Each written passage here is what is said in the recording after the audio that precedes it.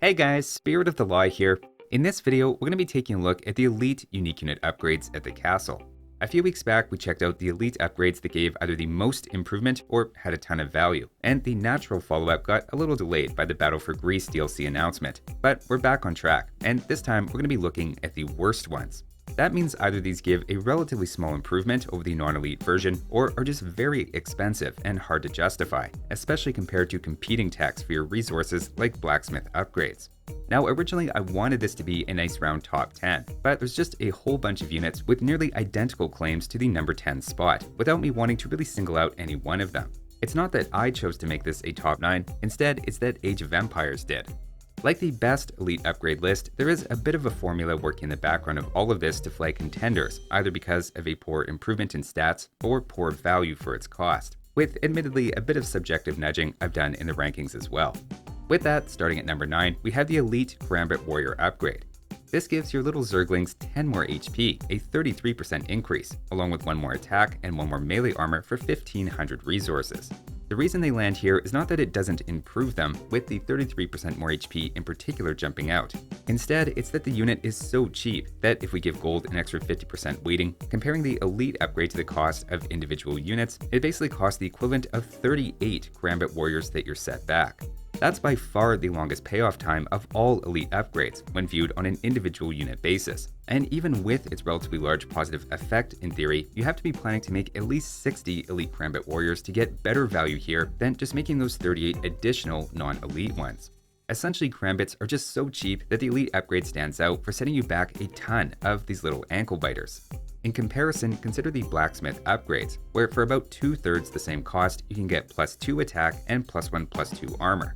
You are missing the HP increase, but in fact, against an Arbalister, a non-elite Gambit Warrior with the last armor upgrade takes just as many shots as an elite version without the final armor. Altogether, despite an amazing looking 33% increase in HP, it just feels more expensive than the going rate for this level of improvement. Next up, we have the Elite Ballista Elephant, with almost the opposite story. In this case, the upgrade itself is very modest looking, with 15% more HP, +1 pierce attack, and a bit more bonus damage against buildings for 1000 food and 500 gold. As a raw improvement to the unit, it's not that impressive on paper, and there's an argument for being bottom 5 statistically, though 1 pierce attack can sometimes be more impactful than it sounds, especially for a unit with pass-through damage. What puts it relatively early on our list though, is simply the opposite of what just hurt the Gambits, and is that the elite upgrade only sets you back about 8 units. While it functionally adds less than many other elite upgrades, and is not objectively a great upgrade in itself, in a way it still makes it pretty easy to justify if you have even 30 of them, or plan to make at least that many. Moving on to number 7, we have the Elite Camel Archer. Now this is not a knock against the unit, and it's actually been one of my favorites, where I'd probably put it in my own top 10 unique units. However, an impressive elite upgrade is not a contributor to that. For 1000 wood and 500 gold, you get 5 more HP, +1 attack, +1 melee armor, and their bonus against cavalry archers goes from +4 to +6. It didn't count either for or against it, but notably it's also one of only 2 elite upgrades that cost a combination of wood and gold. What makes the unit good is it's cheap, durable, has great DPS, and doesn't take the usual amounts of anti-cavalry bonus damage that other cavalry archers take. That said, relative to the cost of bloodlines, blacksmith upgrades, and chemistry, it just feels like there are better ways to improve the unit than the elite upgrade, and even their unique tech to regenerate HP feels like it gives better value if you're paying attention to your units and pulling them back to heal. Next up, at number 6, we have the Elite Kamak. For 900 food and 500 gold, this gives +10 HP, +1 attack, and a greater amount of bonus damage against cavalry. Like Camel Archers, the improved bonus damage is situationally helpful, but certainly without that coming into play, they're not remarkably improved by the elite upgrade, even compared to something like Fabric Shields for a similar cost, which at least addresses their weakness to archers. In a way, the fact they're so good in melee even when non-elite means the extra attack and bonus damage doesn't feel as critical in those fights, as having an extra range is just so strong on its own. A large group of non-elite but otherwise fully upgraded Kamyaks already hold it pretty well against a similar number of fully upgraded champions, as one illustration. Part of the wider story though is remember the non-elite version has been pumped up a fair amount in balanced patches over the last few years, going from 60 to 70 HP and gaining 1 base melee armor. So that's another 10 HP in melee armor that the elite upgrade used to give but doesn't anymore, while the cost of the upgrade has been unchanged. At one point, it was probably middle of the road in value, but these days it's just one of the less impactful elite upgrades, outside of if you're up against, say, Mass Paladin in team games. Moving on, a very similar argument can be made at number 5 for the Elite Samurai.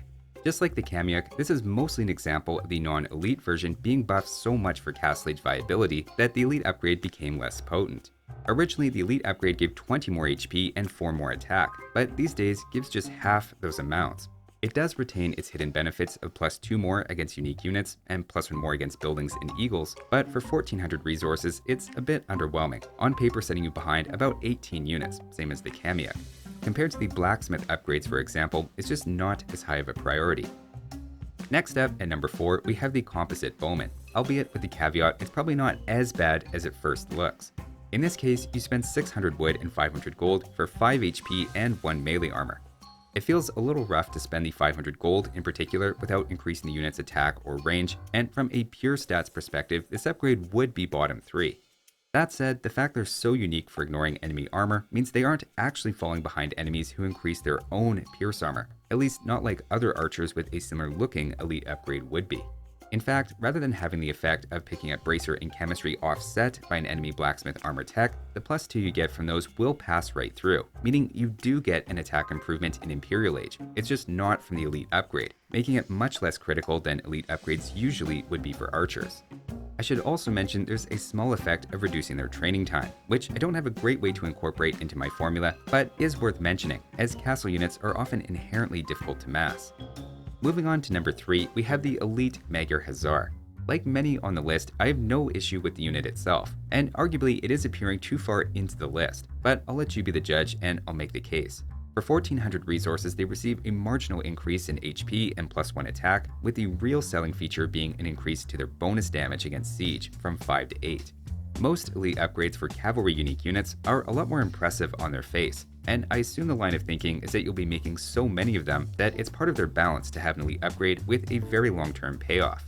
On the flip side, if we put a little extra value on gold and grant Corvidian Army, the elite upgrade sets you back by over 20 units in value, while by my calculation only making them about 22% better against non-siege units. As crazy as it sounds, the implication is you could need to make around 100 of them for this to really pay off, which is quite the long-term commitment for a castle unit. The 600 gold you drop on Halberdier, this feels like it goes a lot farther than the 600 gold here, though obviously if you're making extensive use of their anti-siege bonus, that does change things. But the more you have to start specifying what your units are fighting, the more situational it feels, and the farther into this list it goes. Next up, at number 2, is an infamous one with the Elite Chuku. I recently made a video on this unit and spent a bit of time really deep diving the effect of the elite upgrade compared to their unique tech rocketry. In case you missed that or forgot the details, the elite upgrade gives them 2 extra secondary projectiles, worth about a 3 to 9% attack increase against units with usual amounts of pierce armor, along with +5 HP. The main issue is the extra arrows added are very inaccurate, and also slow the overall firing rate of the unit due to engine limitations. This upgrade is also fairly expensive, costing 22 units worth of value, making it the 5th most expensive elite upgrade in that regard. In terms of pure damage against most common units, you're significantly better off going with rocketry first. And in terms of durability, the blacksmith armor upgrades are clearly giving better value as well.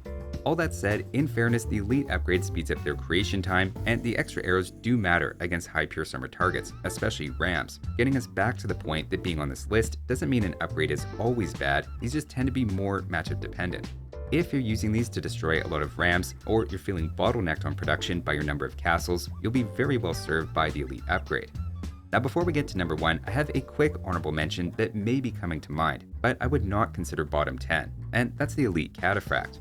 This is a famously expensive unit to upgrade, however that's not necessarily the fault of the elite upgrade itself, but the fact they also require Logistica to reach their final form. The elite upgrade is slightly on the more expensive side, but gives 40 HP +3 attack and a secret 6% attack speed boost, plus more anti-infantry attack and armor against incoming anti-cavalry specialists. It's a solid elite upgrade all around, and shouldn't be anywhere near this list. Instead, number 1 is the Elite Genoese Crossbow. If your metric is a situational upgrade that's very expensive for only a small increase to their general stats, this feels like the only reasonable choice here. In this case, you spend 1650 resources for just 5 HP, and assuming you're up against cavalry, more bonus damage against those. Consider the median elite upgrade is 1600 resources, so this is an above average costing upgrade with very little change to the unit itself. The context here is it's been massively nerfed indirectly, as elite Genoese crossbows at one point not only fired much faster than non-elite ones, but were created faster as well. Neither of those things are true today though, taking away the original reasons this upgrade was so important. Like any of these, of course, you could point to instances the extra bonus damage helps a lot, such as against paladins as the big one to remember, doing 25% more damage, but you could really do that for any elite unit if you wanted to be contrarian. And the fact is, this clearly takes the top spot for being the most situational for an unreasonably high price. That'll do it for this one though. Thanks for watching guys, and I'll see you next time.